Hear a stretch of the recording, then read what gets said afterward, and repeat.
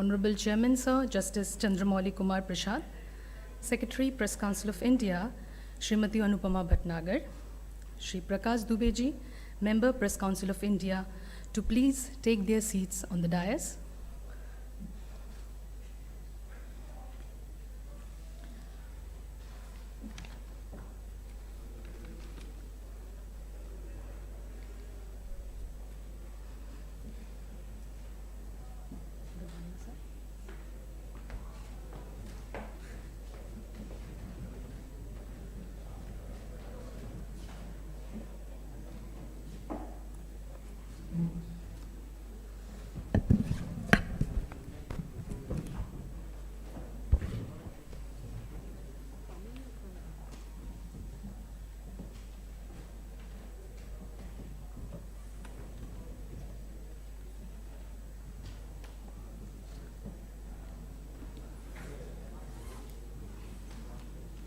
Namaskar, ladies and gentlemen.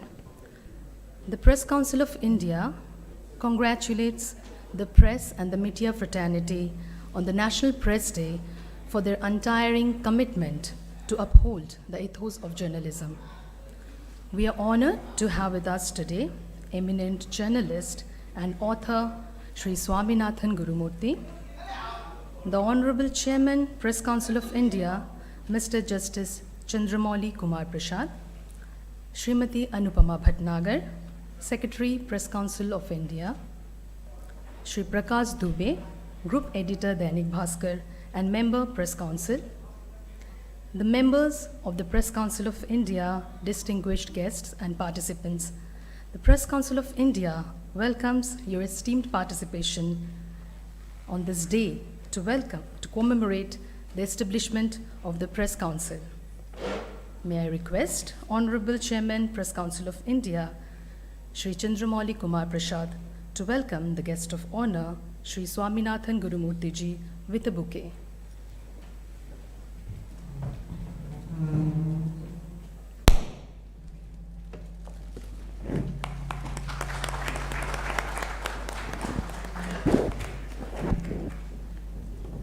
May I now request Srimati Anupama Bhatnagar, Secretary, Press Council of India, to present a bouquet to the Chairman.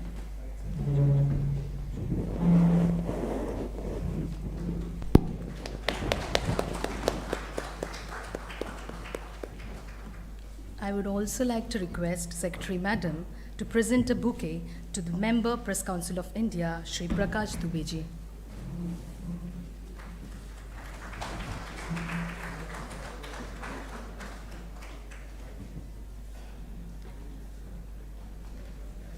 I would like to request Secretary, Chair, Press Council of India, to please hand over the memento to our guest of honor, Shri Swaminathan Gurumurthy ji.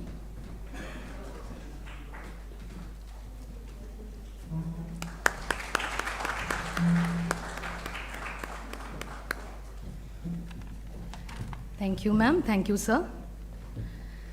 Ladies and gentlemen, on this very day in 1966, the Press Council of India started functioning with the dual objective of preserving the freedom of the press and of maintaining the standards of newspapers and news agencies in India. To mark the inauguration of the National Press Day celebrations, may I now invite the guest of honor, Shri Swaminathan Gurumurthy, and Honorable Chairman, Press Council of India, Shri Chandramouli Kumar Prasad, for the auspicious lamp lightening ceremony.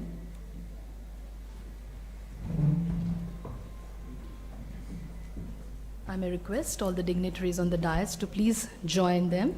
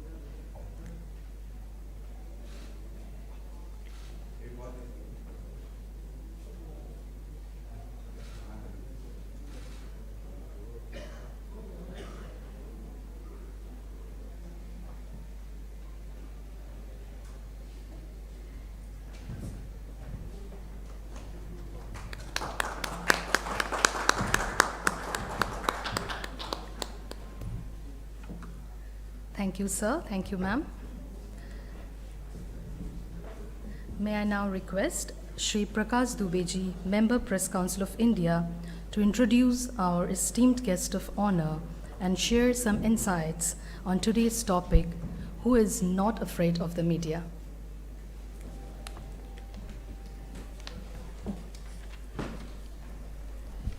आप सबको नमस्कार। इस मौसम से बिना डरे हुए आप सब लोग यहाँ पे मौजूद हैं, इसलिए सबसे पहले आप सबको नमस्कार। और उसके बाद नमस्कार मंच पर बैठे हुए अध्यक्ष माननीय चंद्रमौली कुमार प्रसाद और प्रेस काउंसिल की सचिव श्रीमती अनुपमा भटनागर जी, और उसके बाद वनक्कम थिरु स्वामीनाथन गुरुमूर्ति। ये आज का जो कार्यक्रम है, इसमें सबसे बड़ी बात यह है कि बहुत लंबे अंतराल के बाद हम लोग यहाँ पर एक दूसरे के सामने मौजूद होकर बात कर पा रहे हैं, वरना एक महामारी ने हमें एक दूसरे से बहुत दूर कर दिया था। इस महामारी में बहुत लोग अपनी जान गंवा चुके हैं और उनमें वो पत्रकार शामिल हैं जिन्होंने बिना डरे हुए अपना काम पूरा किया और उसके लिए अपनी जान कसौटी पर लगाई और जान देने से भी डरे नहीं। इसलिए आज का ये कुछ अनोखा अटपटा सा विषय जो आप यहाँ पर देख रहे हैं, आपको लग रहा होगा कि ये विषय कुछ अलग सा है। और ये विषय अगर इस तरह का अटपटा लगता है तो इसके लिए प्रेस काउंसिल में जब चर्चा हो रही थी तो विषय ये आया था कि पत्रकारों से कौन नहीं डरता। तो इस परिषद के, इस काउंसिल के हमारे एक अनुभवी सदस्य जिन्होंने वर्षों तक प्रेस ट्रस्ट ऑफ इंडिया नाम की न्यूज एजेंसी में काम किया है, जी सुधाकर नायर, उन्होंने अपने अनुभव के आधार पर थोड़ा सा बदलाव किया, थोड़ा सा ट्रीट किया। उन्होंने कहा इसको बदल के ये कर दो, who is not afraid of media. ये जो हम कहते हैं इसको थोड़ा सा चेंज किया है, आपने देखा है यहाँ पे लिखा हुआ है। तो ये जो बदलाव है, इससे आज की स्थिति से ये पूरी की पूरी चीज़ जुड़ गई। और अगर ये इस तरह का विषय है तो मुझे लगता है कि थिरु गुरुमूर्ति से बेहतर कोई वक्ता यहाँ पर नहीं हो सकता, क्योंकि यहाँ जो लोग बैठे हैं उनमें से अधिकांश लोग ऐसे होंगे जो 1975 से लेके 1980 वाले दशक में भी बहुत सक्रिय होंगे और उन्होंने उस समय महसूस किया होगा कि उस समय की सत्ता के बारे में दो टूक बोलने के लिए बहुत सारे बंधन रहे हों, लेकिन जो कुछ लोग नहीं डरे उनमें से एक आज हमारे वक्ता है। उन लोगों को ये भी याद होगा कि कारपोरेट सेक्टर को लेकर आज जो 10 तरह की चिंताएं हैं, उनकी ताकत बढ़ने की, और ऐसा लगता है कि कुछ लोग तो इस नतीजे पर पहुंच गए हैं, और वो नतीजा ये है कि कम से कम कारपोरेट सेक्टर आजकल मीडिया से नहीं डरता। तो एक ऐसा वक्ता जो बताए कि उन दिनों, मैं किसी कारपोरेट जगत का नाम नहीं लूँगा और ये उचित भी नहीं होगा, लेकिन उसके खिलाफ खम ठोक कर खड़े होने वाले लोगों में से एक आज हमारे वक्ता हैं। ये बहुत महत्वपूर्ण है। और अगर देखा जाए तो इनमें से कई चीज़ें ऐसी हैं जिनके कारण इस तरह के वक्ता की हमें ज़रूरत भी थी। हमने बहुत सारे नाम चुने थे और उनमें से अधिकांश, क्या लगभग सभी संपादक थे। वो तुगलक नाम की एक पत्रिका के संपादक हैं। लेकिन उससे बड़ी बात यह है कि बेबाकी उनके जीवन का हिस्सा है और पत्रकारिता उनके लिए जीविका नहीं, जीवन शैली है। ये एक बड़ा अंतर है। और इसके लिए वो एक व्यक्ति से कहते हैं कि तुम लड़ जाओ और तुम्हें इस प्रदेश का मुख्यमंत्री होना चाहिए, लेकिन जब वो देखते हैं कि कहीं कोई एक गलत हो रही है तो उसके लिए वो कहते हैं कि ये तो सारे नेता इम्पोर्टेंट हैं यहाँ के, और इम्पोर्टेंट से आप इम्पोर्टेंट में कंफ्यूज मत करिए। उसका हिंदी अर्थ आप सारे लोग जानते हैं अगर आप चाहें तो मैं बता दूं, उन्होंने इम्पोर्टेंट यानी नपुंसक शब्द उस पार्टी के कुछ नेताओं के लिए इस्तेमाल किया था। और ये बेबाकी जब जीवन में आती है तो उसका एक और है, उनको इस बात का भी कभी भर नहीं रहा, इस बात को उन्होंने छिपाया नहीं कि वो किस सामाजिक संगठन से जुड़े हुए हैं, उस सामाजिक संगठन का विचार क्या है, और वो सत्ता के पक्ष में है या विरोध में है। तो पत्रकारिता में ये जो कुछ चीज़ों की हमें ज़रूरत होती है, मुझे लगता है कि आज के विषय को लेते हुए उनका यहाँ पर मौजूद होना हम लोगों के लिए बहुत महत्वपूर्ण है। और मित्रों, एक बात और अंत में कहना चाहूँगा, माधवराव सप्रे का आपने नाम सुना होगा, हिंदी पत्रकारिता के एक बहुत महत्वपूर्ण व्यक्ति जिन्होंने पहली बार कहानी हिंदी में लिखी थी, एक टोकरी भर मिट्टी, और उनका ये 150वां जयंती वर्ष है। और मैं उसका उल्लेख क्यों कर रहा हूँ, किस तरह के दबाव आते हैं। लोग जब कहते हैं मीडिया से कौन नहीं डरता है और मीडिया किससे डरता है, इसका उदाहरण उनका जीवन है। माधवराव सप्रे लोकमान्य तिलक के अखबार केसरी का हिंदी में संपादन कर रहे थे, और संपादन करते हुए जो लिख रहे थे उसके कारण उनको गिरफ्तार किया गया। उनसे कहा गया तुम माफ़ी मांगोगे तो तुम्हें रिहा कर देंगे। उन्होंने माफ़ी मांगने से इनकार कर दिया, लेकिन इसके बावजूद उनको माफ़ी मांगनी पड़ी। क्यों? कि उनके भाई सरकारी नौकरी करते थे फिरंगी सरकार में। उनके भाई ने कहा कि मेरी नौकरी चली जाएगी, दबाव देखिए किस तरह से आते हैं, और उन्होंने कहा कि तुम अगर माफ़ी नहीं मांगोगे तो मैं आत्महत्या कर दूंगा। और इसलिए उन्होंने माफ़ी मांगी, लेकिन उसके बाद उन्होंने एक लंबे समय के लिए पत्रकारिता छोड़ दी और संन्यास ले लिया। बाद में फिर वो भाषा के, उनकी मातृभाषा मराठी थी, लेकिन वो हिंदी में आए और हिंदी पत्रकारिता को जिस ऊंचाई पर उन्होंने पहुंचाया है वो एक महत्वपूर्ण है।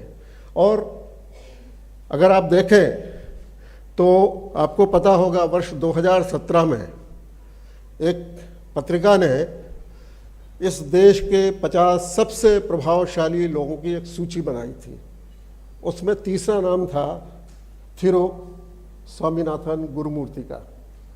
ये उनको याद होना हो, हम सब लोगों को याद है, क्योंकि हम पत्रकारिता से जुड़े हुए हैं। और अब आज हम उनसे ये जानना चाहेंगे कि रिजर्व बैंक के डायरेक्टर बनने के साथ में और इस तरह का एक महत्वपूर्ण स्थान पाने के बाद आज क्या वो सोचते हैं कि सचमुच पत्रकारों से कोई डरता है, या अब स्थिति आ रही है कि पत्रकारों को कहीं किसी से डरना पड़ रहा है। ताज़ा उदाहरण है जिसका मुझे उल्लेख करना चाहिए, वरना मुझे लगता है कि इस मंच की सार्थकता कम होगी। आप देखिए, त्रिपुरा में 2 महिला पत्रकारों को गिरफ्तार किया जाता है। एक का नाम है समृद्धि और एक का नाम है स्वर्णा। प्रशासन ने किसी से नहीं पूछा और ये कहा कि फेक न्यूज़ है, और फेक न्यूज़ के कारण उनको हम पहले एफआईआर दर्ज करते हैं और फिर गिरफ्तार करते हैं। उनकी वैसे जमानत हो गई है, लेकिन जमानत की शर्त यह है कि 75,000 रुपये उनकी तरफ से किसी को जमा करने होंगे। मुझे लगता है कि क्या ये विषय ज़्यादा कठिन नहीं हो गया हम लोगों के लिए? अब ये कठिन आपके लिए है या नहीं, ये आपको तय करना है। आप आमंत्रित हैं। बहुत बहुत धन्यवाद।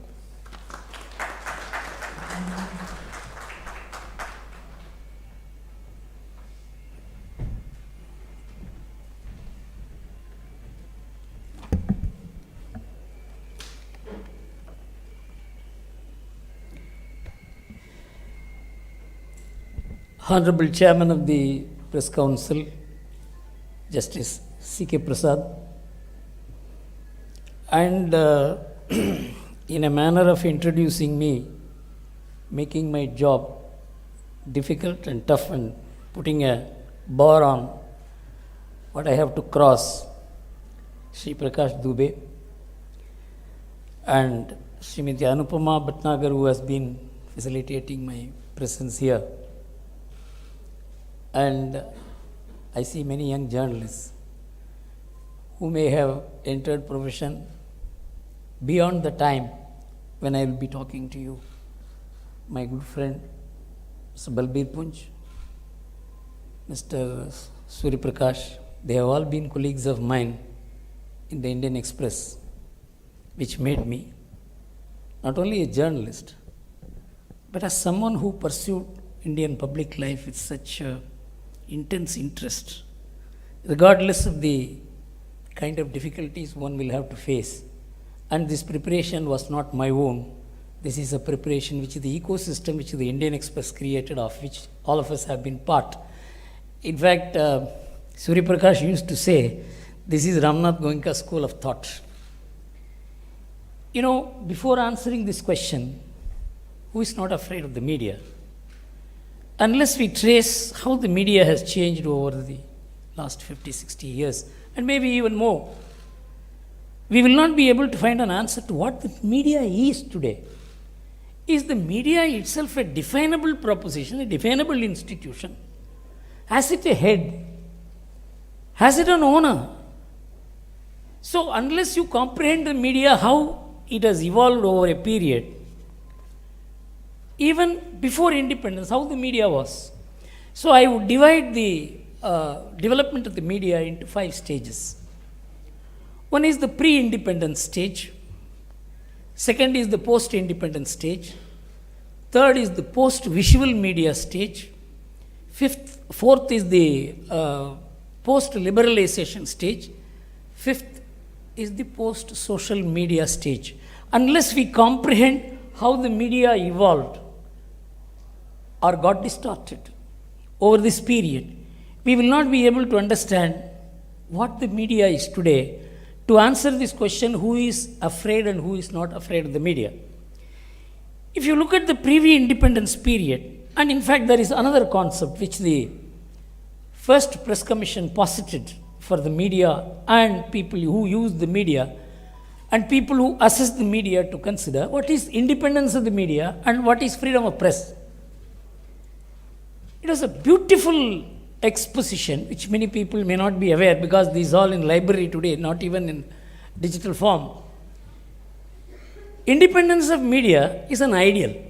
It is freedom from all biases, all likes and dislikes.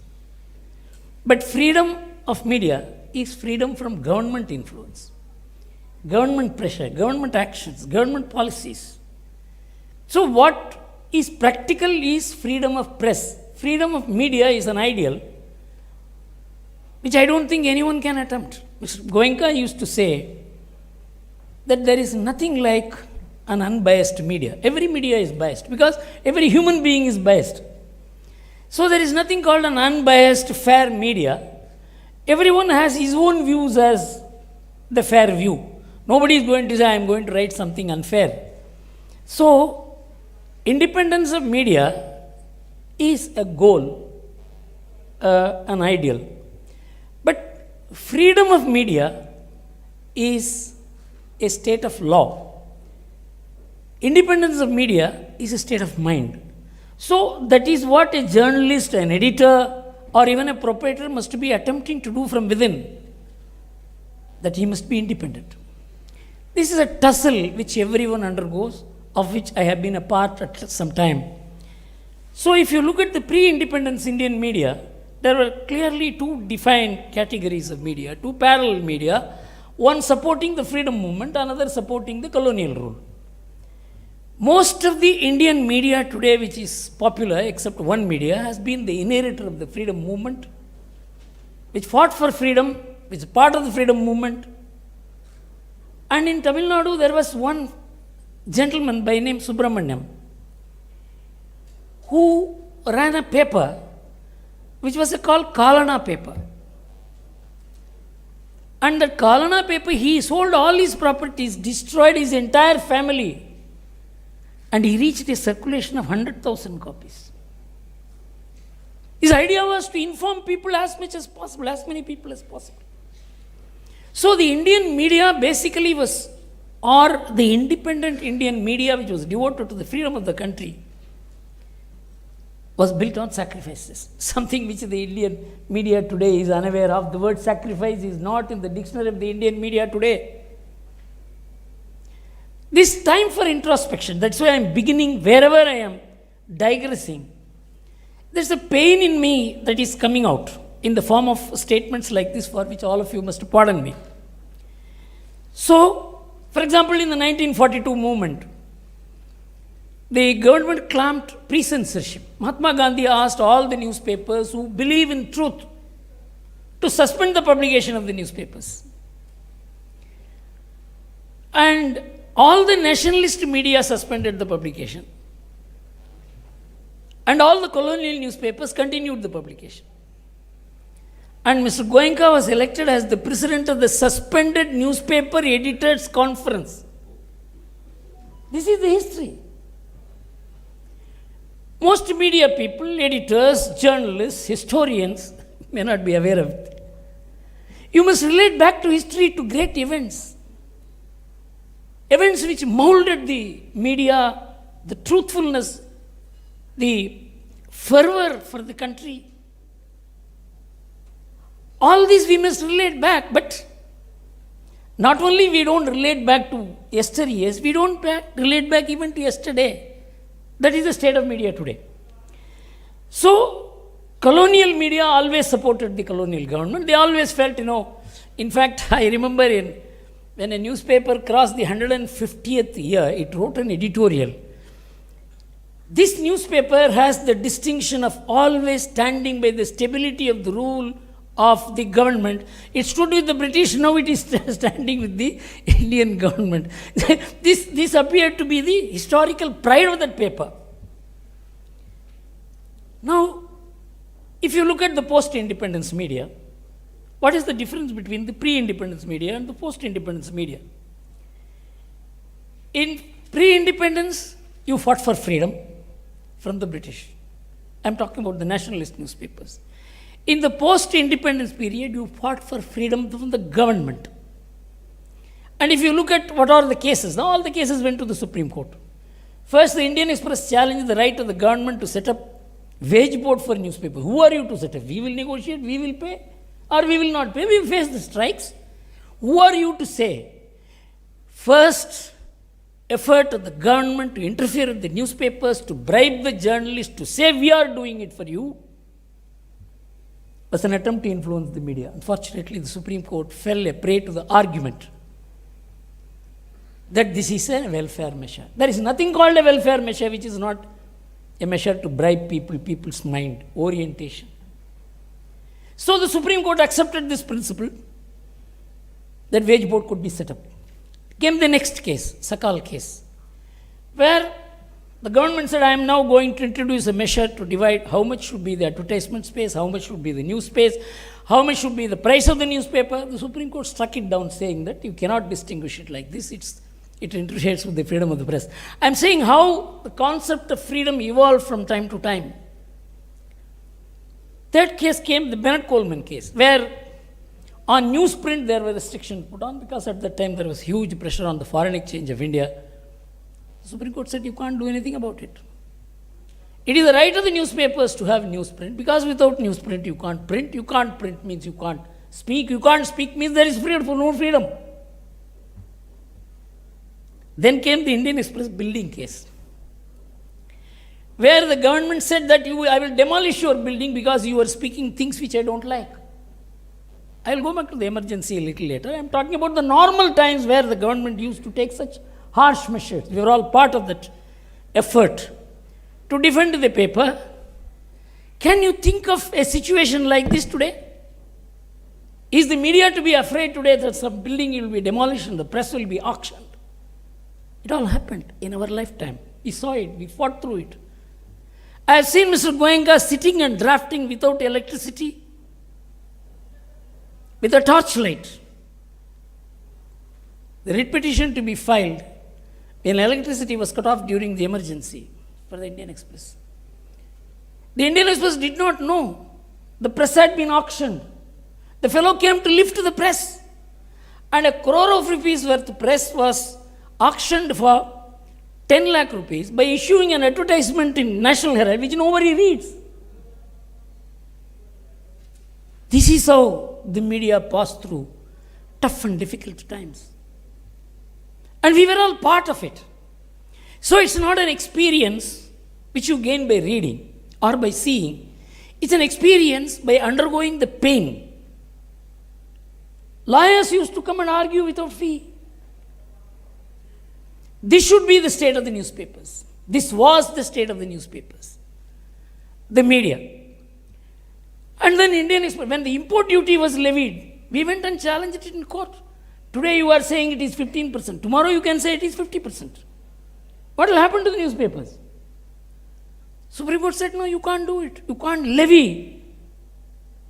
And then it was limited to some 3% or something like that. The matter was over with that. Why I am saying this is, post-independence, the media asserted its freedom, granted by the Constitution of India, which was not available before 1950.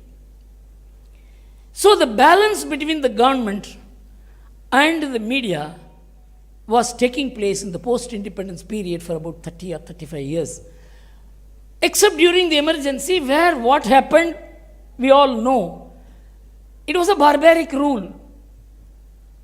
And that should not be seen as an exception, that should always be seen as a warning. Any party which ultimately sees one person, one family as the target for protecting, that's what it will do. It has happened all over the world, it happened in India also. And so that is the period when the media suffered the most. Then, I will tell you, in the phase 1 and phase 2, pre-independence, post-independence period, the kind of debate and dialogue that used to take place in the media, I have seen Mr. Goenka sitting with Ms. Mulgaonkar, Mr. Kuldeep Nair, Mr. Ajit Bhattacharjee, later Arun Shuri. I was the advisor to the paper. They will be sitting and dissecting what editorial should be written that day. This was the thoughtfulness that went into the media. There will be a lot of difference of opinion. Finally, it will be settled by Mr. Goenka. It all used to happen over a period of 2 hours, 3 hours, it will settle at lunch. Can you think of a media running like this today? Where is the discussion taking place? Where is the proprietor? Where is the owner of the news? Where is the editor of the news? It was a thoughtful media. Phase 1 and 2 was thoughtful media. Then came the visual media, and it accompanied globalization and liberalization. These two things put the media in a thoughtless mode.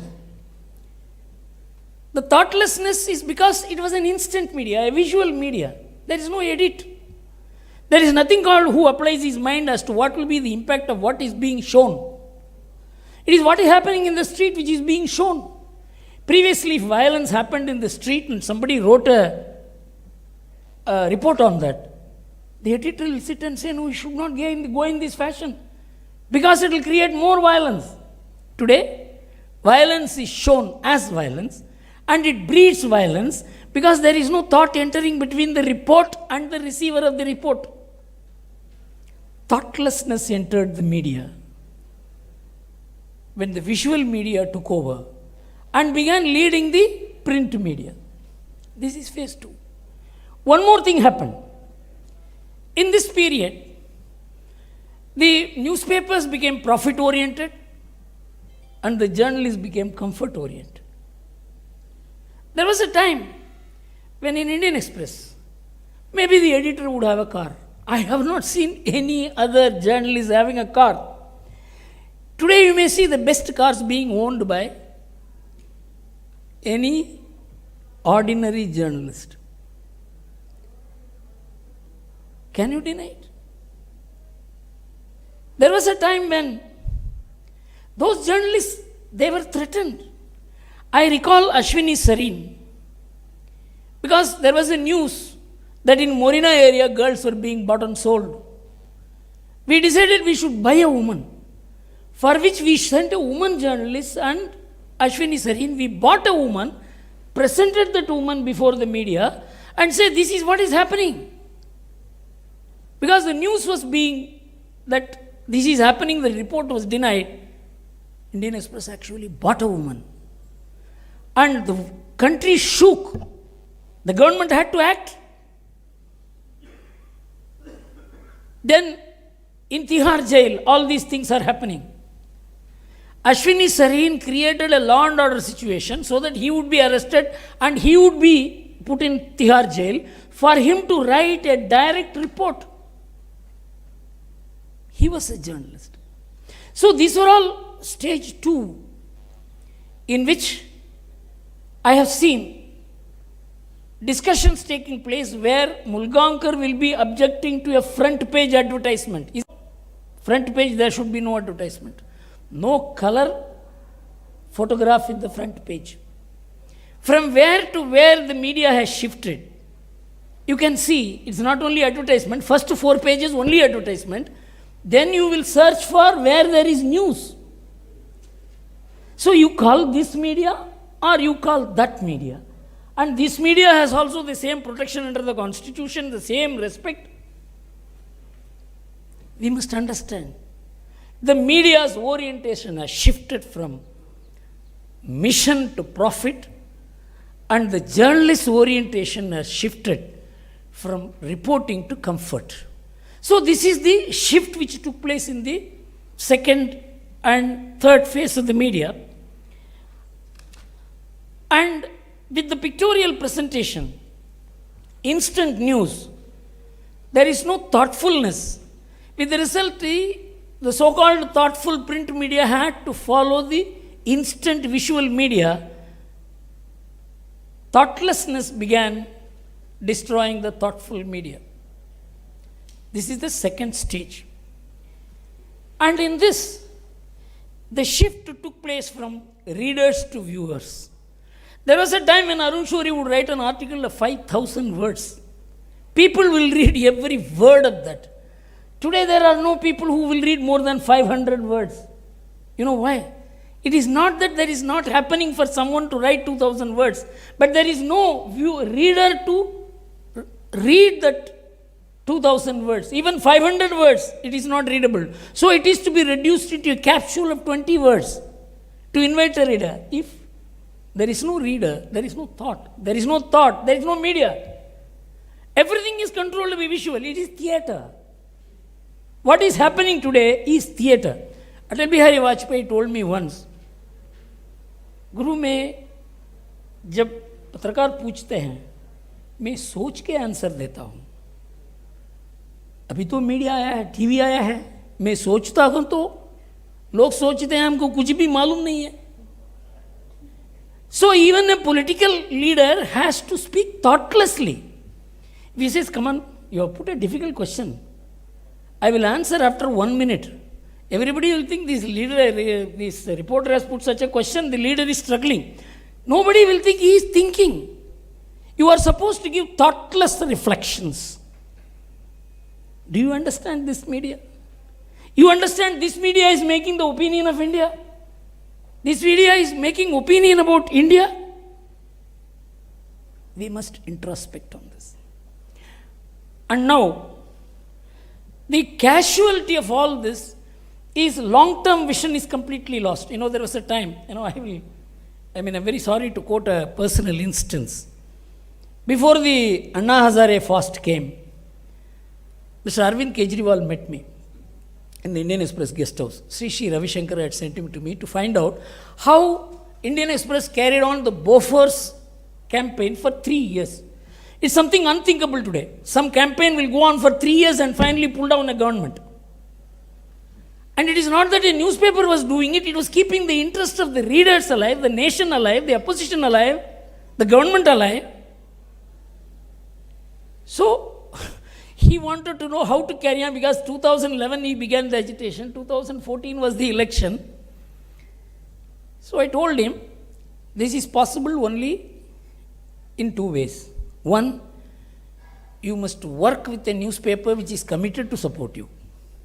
Second, you must bring together all the opposition parties to ensure that they take interest in this, because otherwise, if you want to uproot the ruling party, unless you put together the opposition party, this is what we did in 1989, unless you do it, it is not possible. He said, no, I have got the support of one media owner. He will support me thick and through. I said, I have not known of any media owner today who will support anybody thick and through except Mr. Goenka, who is not there today. Then he mentioned, this is the owner. He was my friend. I rang him up and asked him, have you committed to support Mr. Kejriwal?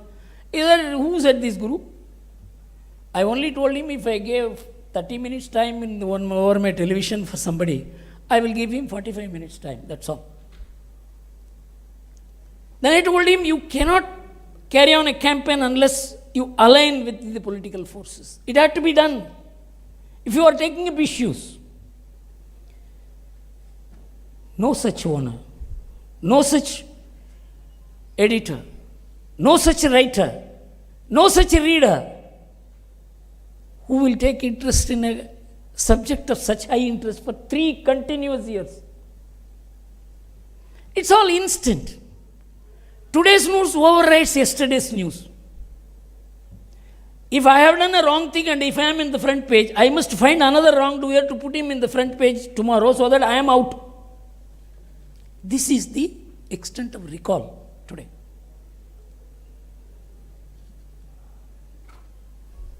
Now take the third thing, the social media. Thoughtful media was replaced by thoughtless media. Now it is anarchic media which has replaced both. You know, media meant what? Media meant screening the newspapers, filtering the newspapers voluntarily, not by force.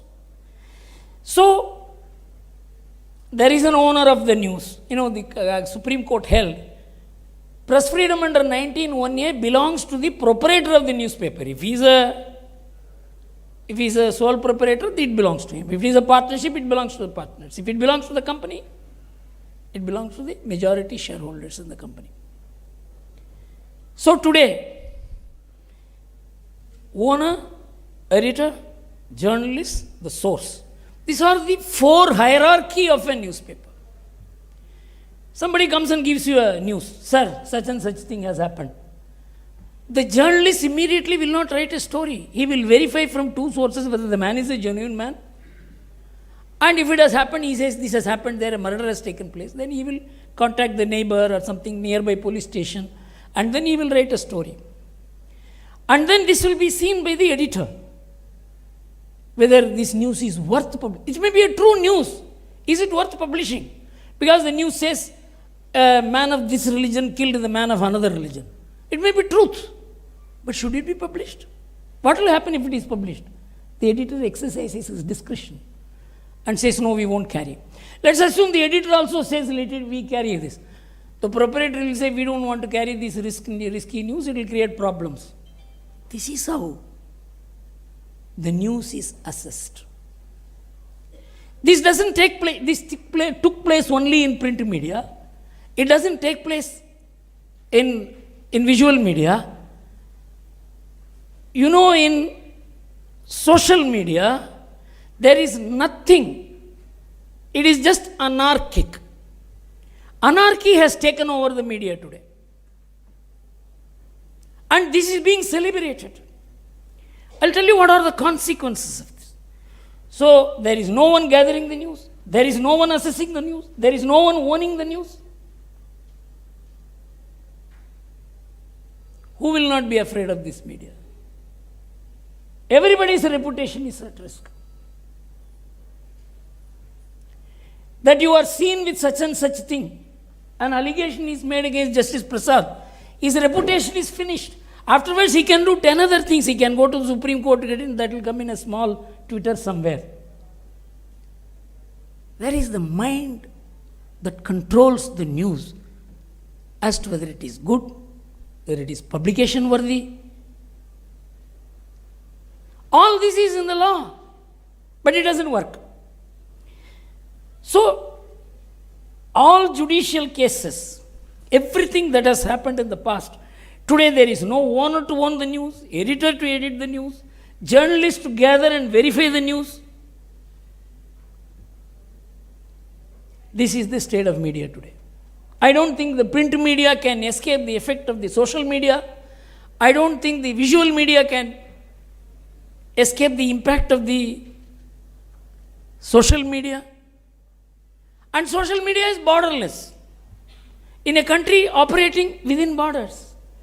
So every country, every state, every society is under tremendous pressure. Nation is at risk. National security is at risk. Individual liberties are at risk. State and policy are at risk. Judiciary is at risk. Media is also at risk. The entire world is today bothered about social media. To say it is media itself is a misnomer. It's not a media at all. To say social media is a media is to call anarchy order. There can be no order in social media. In fact, they say orderlessness is freedom. That means anarchy is freedom.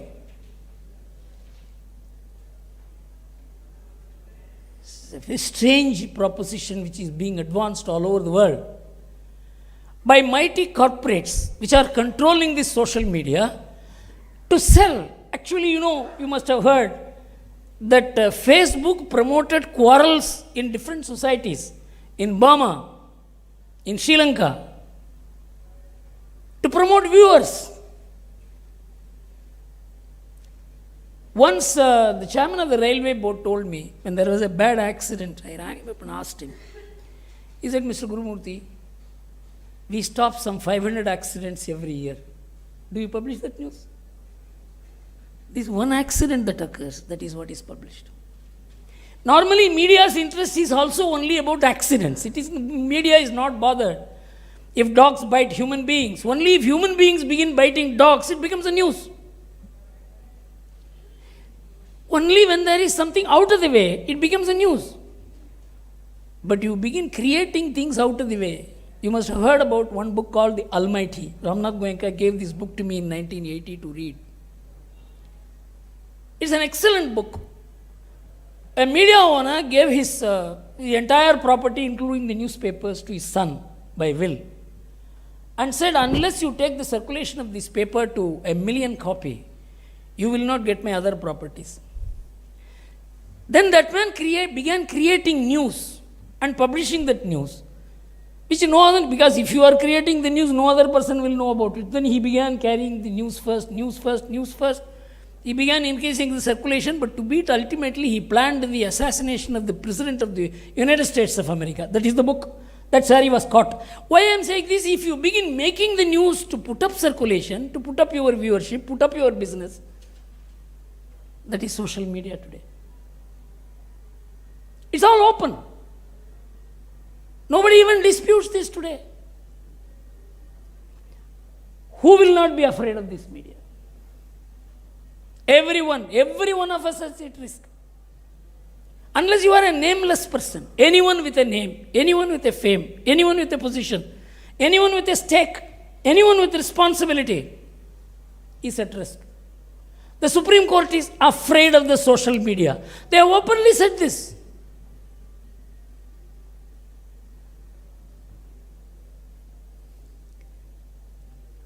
The whole world is in chaos. Australian government is out to finish this. Chinese government has destroyed the concept of social media. Indian Supreme Court says control this, pass laws. The liberals here are saying no. You see, liberals are the people who will equate anarchy to freedom in this country. World over there is concern, but I don't see any concern in India, except the institutions like the Supreme Court or somebody who is affected. So we should think about it in depth. What can the Press Council do? Press Council is an honorable institution. It has its own place in the media. We must understand a nation can be set on the boil. It happened in Burma.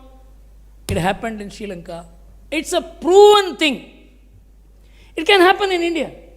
And India is not one country. It is 1/6 of humanity. If India burns, the world will burn. If India burns, there will be no democracy in the world. The Brookings Institution said in a paper in January 2019 that India is the only silver lining and golden lining of democracy in the world. Without India, there is no hope for democracy in the world. Because all the liberal democracies put together is only 13% of world's population. India added, it is 30% of world's population. If you add all the countries which have some kind of elections, it's 46%. 54% of the world lives under dictatorship. Led by a very powerful dictator. Democracy has to struggle, but are you aware that you have to sustain, nourish, fertilize, and brand Indian democracy? You are derailing, devaluing Indian democracy, whereas the world is seeing hope in it. G7 leaders are now trying to promote D10, and I was surprised to read a preface in the G7 leader statement that we are a 2.2 billion democracy in the world. Remove 1.2 billion, 3 billion in that. There is no democracy in the world. That is the stake of India in democracy, and that is the stake of the democratic world in India. It is being threatened by social media. It's a fact. So what can the press council do? Sir, you have a mechanism. You can collect facts. All over the world, what is the opinion about social media and governments, in the judiciary, in the media itself? And what's happening in India? What social media has done everywhere? And what should be done about it? The kind of controls we have about social media is nothing. You hold one man responsible, the man is willing to go to jail after setting the country on fire. You can't do anything. So we should bring more. In fact, we may even have to ban them. Do you mean to say a country can't exist without Facebook? Did we not exist without Facebook? And the present media will be very happy because then they'll be at least start publishing, buying newspapers which are printed with great effort. By one tweet today, you can finish the sales of some 10,000 copies of some newspapers. Make it unnecessary. So my feeling is, the press council must think of the larger idea of how to give meaning to the very word media which it has lost today. A media means there is an internal processing of the news without external control. I am not talking about government, I am not talking about even court. I am talking about me as someone who processes the news, whether this news should be carried in the interest of a person's reputation, in the interest of harmony in the society, in the interest of public order, in the interest of communal harmony, in the interest of friendly relations with foreign states, in the interest of judicial institutions, in contempt of court. These are the principles which are laid down in Article 19(2) of the Constitution, without which the concept of freedom has no meaning. Today, Article 19(2) is not applicable to the social media. Who is there to enforce it? Sir, it's a very serious matter. We should collectively, all journalists, we owe a responsibility to our own profession, our own institutions. We should bring, at least of course, one good report you gathered but didn't publish, and that's about cash for news scam. I can understand this will unnecessarily destroy the reputation of too many newspapers. Afterwards, the very moment you said you have such a report, many of the newspapers began behaving in a disciplined way. So once you collect the facts and put it in the public domain, it will be debated and discussed. My view is the press council must do a thorough documentation. If need be, engage some institutions like the IIM and other media-related institutions and see how in the last 50, 60 years the media character has changed, the news character has changed.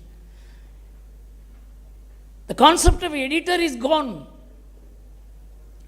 So all this will have to be reinstituted if the freedom of media, freedom of press has to have any meaning and has to serve a purpose. Otherwise, it will be anarchic, purposeless, it will make the society mad. I am telling you today what's happening in America. Many of you may not be closely watching it. 40% of the American children do not know what is their sex because of the gender education. Every child today thinks, am I a boy or a girl? A professor at the age of 60 declares, today I am a woman because I feel more as a woman than as a man. You are introducing this is the NCERT curriculum in India. Because this freedom.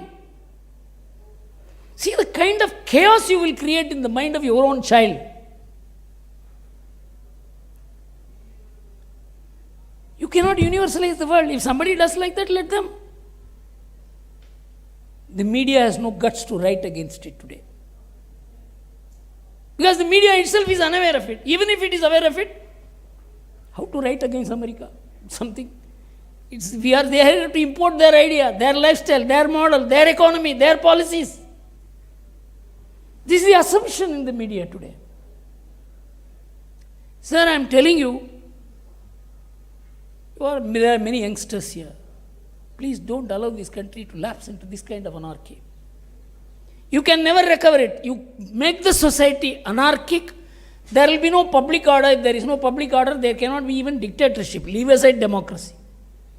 So it's a very serious matter. I appeal to all of you, particularly the press council. I would never have accepted this, but for the fact that I wanted to say this, I request you to do something, some profound, research-based, informative, appealing, and globally acceptable report. It has to come from India, because whatever is published in the concept of freedom in mind, democracy in mind, is being observed in the world. You may not have great regard for your democracy. World has. Because without Indian democracy, there is no democracy in the world, is the assumption on the basis of which the world is functioning today. We have a duty. Media has a role to play. And I would request all of you to see in this direction. Thank you very much. This is my appeal.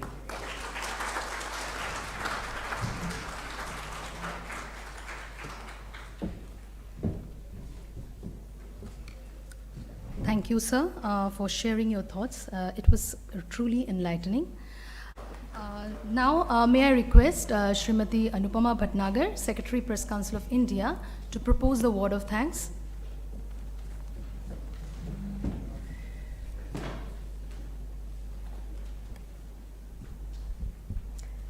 Good afternoon, Namaskar. Honorable Shri Gurumurti Ji, the distinguished guest of honor, Honorable Mr. Justice C.K. Prasad Ji, Chairman, Press Council of India, esteemed members of the Press Council of India, distinguished guests, ladies and gentlemen. It gives me immense pleasure and great honor to propose words of thanks on the occasion of National Press Day celebration for 2020-21 held today. In its illustrious journey of 55 years, the Press Council of India has justified its role in attaining the twin objectives, that is, preserving the freedom of press and of maintaining and improving its standard.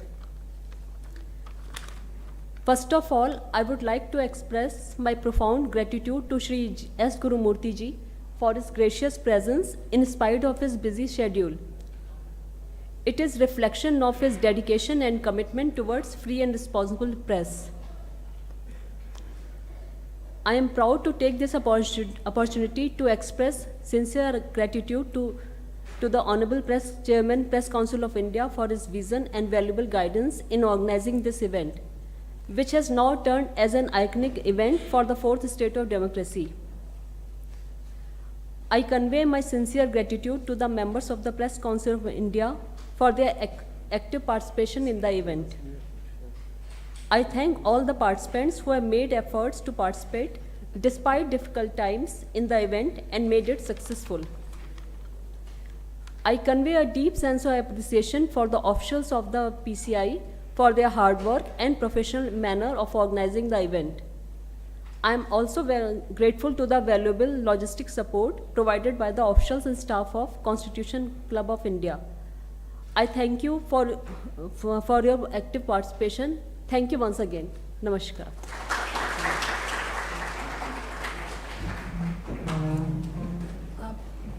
Thank you, you all for participating. You may kindly join us for the lunch in the dining area and have a great day ahead. Thank you, sir.